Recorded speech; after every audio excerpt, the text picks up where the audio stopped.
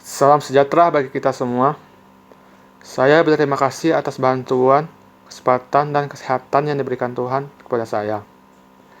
Pada kesempatan ini, saya akan menjelaskan tentang upaya pencegahan COVID-19.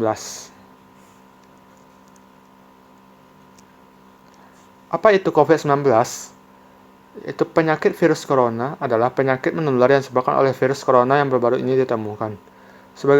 Sebagian besar orang yang tertular COVID-19 akan mengalami gejala ringan hingga sedang, dan akan pulih tanpa penanganan khusus.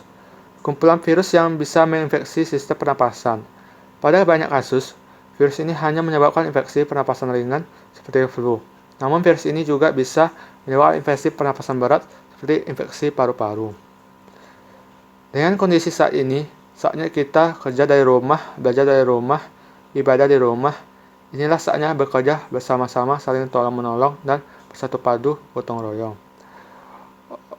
Pada pembicaraan di atas yang disampaikan oleh Bapak Presiden kita, yaitu Joko Widodo, pada saat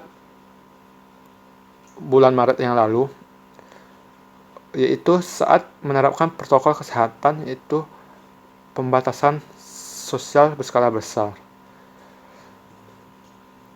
Seperti berita pada berikut ini. Presiden Jokowi mengumumkan kasus positif virus corona pertama di Indonesia. Ada 2 warga negara Indonesia yang dinyatakan positif terjangkit virus corona.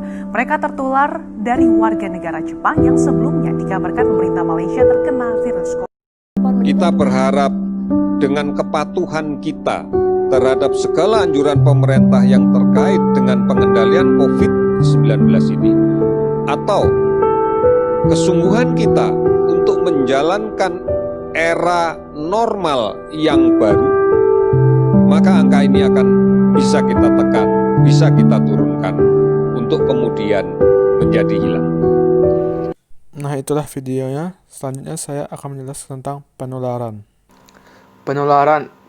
Penularan dari virus corona ini terjadi saat seorang menyentuh permukaan yang mungkin telah terkontaminasi virus dari orang yang batuk atau bersin. Lalu virus itu berpindah ke hidung, mulut, atau mata yang disentuh setelah menyentuh permukaan yang terkontaminasi virus tersebut. Seperti melalui droplet. Droplet ini adalah cairan keluar saat seorang batuk atau bersin. Dan juga bisa melalui barang yang pernah tersentuh oleh pasien COVID-19 dan kemudian menyentuh wajah.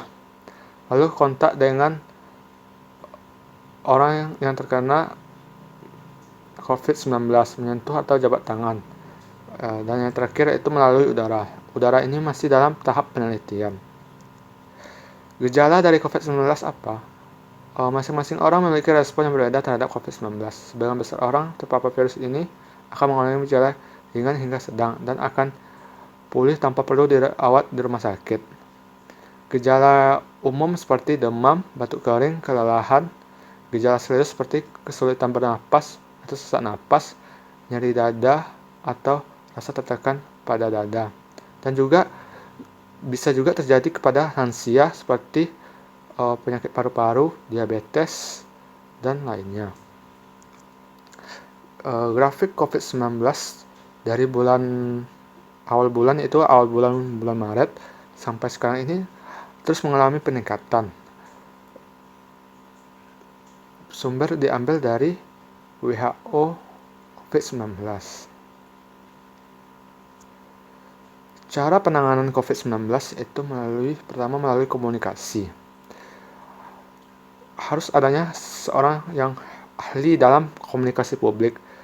Satgas COVID-19 harus menyampaikan komunikasi publik yang tidak membuat masyarakat bingung, sehingga masyarakat tahu apa yang mereka perbuat. Kedua, membatasi kontak dengan hewan peliharaan. Dan ketiga, tutup mulut saat bersin dan batuk. Selanjutnya komunikasi. Komunikasi ini sangat penting bagi kita semua. Itu memberikan informasi secara terbuka kepada tenaga kesehatan. 2. Memberitahu gejala gangguan kesehatan dari awal. Yang ketiga, selalu mengupdate data kesehatan. Ingatlah pesan 3M, seperti mencuci tangan, gunakan masker, menjaga jarak. Seperti yang disampaikan oleh dokter berikut ini. Semua orang bisa tertular virus corona. Tua, muda, laki-laki, perempuan, miskin, ataupun kaya. Semua orang bisa tertular virus corona. Di dalam masa sulit seperti ini, mari kita sebarkan kebaikan. Kita harus memperlakukan pasien COVID-19 dan sanak saudaranya dengan penuh hormat dan dengan baik. Begitu juga dengan para petugas medis yang sedang merawat mereka. Jangan bagikan data pribadi pasien COVID-19. Jangan sebar berita bohong dan hoax. Selalu cari informasi dari sumber terpercaya. Jangan lupa selalu cek kabar orang-orang tercinta. Tapi komen saja ya. Hati-hati selalu dan sebarkan kebaikan. Demikian akhir presentasi saya. Semoga pandemi ini cepat berlalu dan kita sehat-sehat selalu. Terima kasih atas perhatiannya. Kurang lebihnya saya mohon maaf.